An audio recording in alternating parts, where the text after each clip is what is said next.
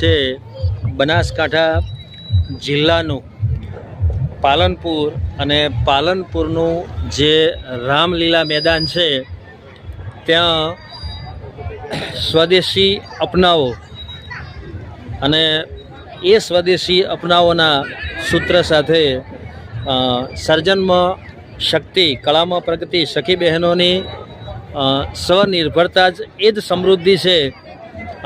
એ માટે અહીં બનાસકાંઠા જિલ્લામાં સરસ મેળો જે છે એનું આયોજન કરેલું છે. નરેન્દ્ર મોદી સાહેબ જે ભારતના વડાપ્રધાન છે એમની એક પહેલ છે કે સ્વદેશી અપનાવો, દેશને સમૃદ્ધ બનાવો.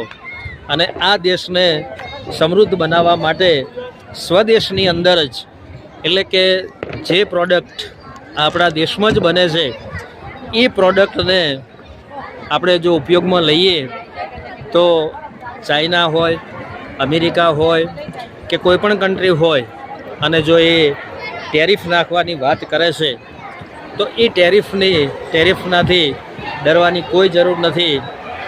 અહીં અલગ અલગ સખી મંડળો છે, એ સખી મંડળો દ્વારા અહીં સ્ટોલ ઊભા કરેલા છે.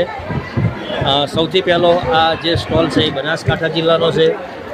બીજા નંબરનો જે સ્ટોલ છે એ ચામુંડા સખી મંડળ સાબરકાંઠા, ખુશી મિશન મંગલમ પાટણ, આરતી સ્વ સહાય જૂથ બનાસકાંઠા, જય રામદેવજી વસત વારોડ દાહોદ, એવા અલગ અલગ પ્રકારના અહીં સ્ટોલ લાગેલા છે. અત્યારે રાત્રિનો સમય હોવાના કારણે લોકો અહીં ખરીદી કરવા માટે આવેલા છે અને ખરીદી કરી રહ્યા છે.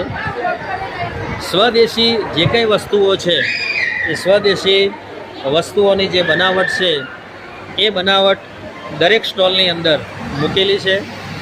અને આખા ગુજરાત રાજ્યમાંથી અલગ અલગ જે સખી મંડળો છે એ સખી મંડળો પોતાની જે કંઈ પ્રોડક્ટ છે એ પ્રોડક્ટ લઈ અને અહીં આવેલા છે. લોકોને આ વસ્તુ ખરીદવા માટે અપીલ કરવામાં આવે છે. અને બહેનો જે છે, ખાસ કરીને એ બહેનો આ જે પ્રોડક્ટ છે બધી એ પ્રોડક્ટની ખરીદી કરી રહી છે. તમામ પ્રકારના જે સ્ટોલ છે એ અહીં લાગેલા છે. બધા જ સ્ટોલની અંદર કંઈક ને કંઈક અલગ અલગ વેરાયટી છે. અને આ વેરાયટી આપ જોઈ શકો છો કે અને આ ખાસ વાત તો એ છે કે આ જે સ્વદેશી મેળો છે એનું નામ સરસ એવું આપેલું છે. અને આ સરસ મેળાની અંદર તમામ વસ્તુઓ સરસ મળે છે. સ્વદેશી અપનાવો, દેશ બચાવો.